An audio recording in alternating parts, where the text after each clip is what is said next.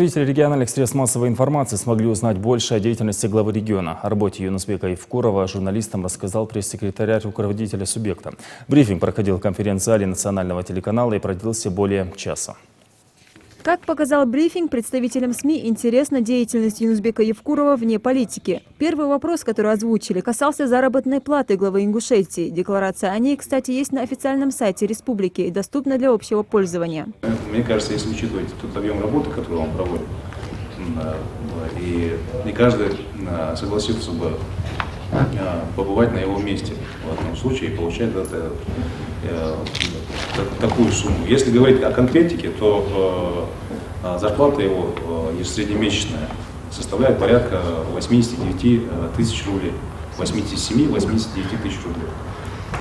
Плюс есть дополнительные надбавки за звание Героя России, о котором все знают, когда там значительная надбавка идет. Есть боевая пенсия. По сравнению с прошлым годом заработная плата Юнусбека Евкурова стала меньше на 9%. Связано это с тем, что он отказался от надбавок, которые получает госслужащий в выходные дни. В выходные дни он работает, но зарплату за это не получает. Доходы главы в 2015 году станут меньше еще на 10%. И данное решение он озвучил на очередном заседании Народного собрания. И было это связано именно с достаточно тяжелой обстановкой в стране. Глава первый решил начать с себя, снизить зарплату для того, чтобы обеспечить экономию бюджетных средств. Журналистов также интересует, как глава Ингушетии успевает рассмотреть все обращения, поступившие в ходе диалога с народом, а их поступило около 400. Все мы знаем, что на имя главы приходит очень много обращений, и во время диалогов на какие обращения глава обращает чаще всего внимание, оперативно, а какие обращения он передает помощникам, чтобы они разобрались? На многие обращения глава республики реагирует именно лично сам, описывает поручения.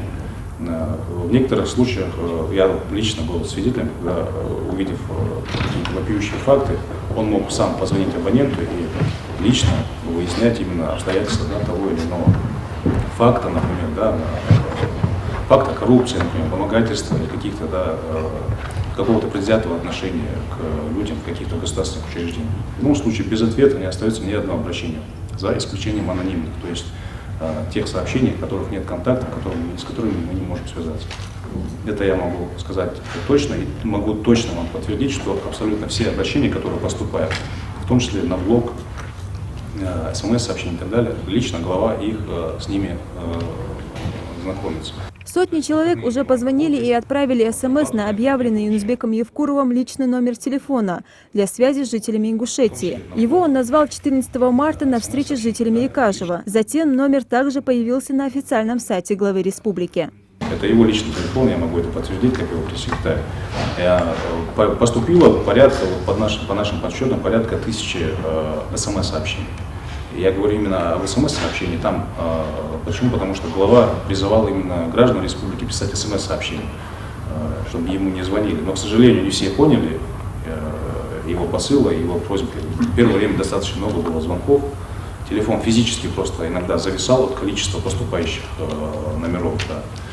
На некоторые, как ни странно, глава отвечал сам лично и проводил беседу. Многие не верили, что это его личный телефон. Говорили, что звонили именно для того, чтобы проверить, Юнусбек Левон Андреевич по ту сторону телефонной линии или нет. Да. И после этого, конечно, поблагодарили за такое внимание, за такую открытость, благодарили за ту работу, которая им проводится. Корреспондента информационного агентства «Итартас» в Ингушетии Руслана Майсигова интересовала прошедшая недавно проверка на полиграфе чиновников, которые занимают наиболее подверженные коррупции посты. Глава региона недавно принял решение о проверке тех чиновников, которые работают на должностях, подверженных коррупции в основном.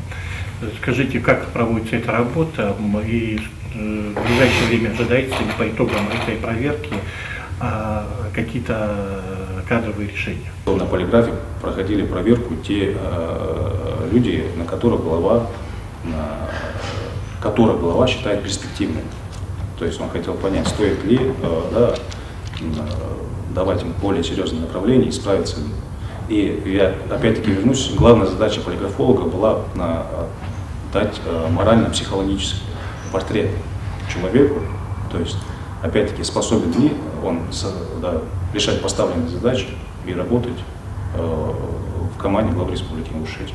Появившаяся относительно недавно страница в Инстаграме также стала объектом внимания представителей СМИ. Так журналисты хотели знать, его ли это страница или очередной фейк, и любит ли Юнусбек Евкуров сам сфотографировать и выложить что-нибудь в сеть. По Инстаграму могу отметить следующее. Страничку в Инстаграме мы завели чуть более месяца назад. Все, что было до, это были фейки.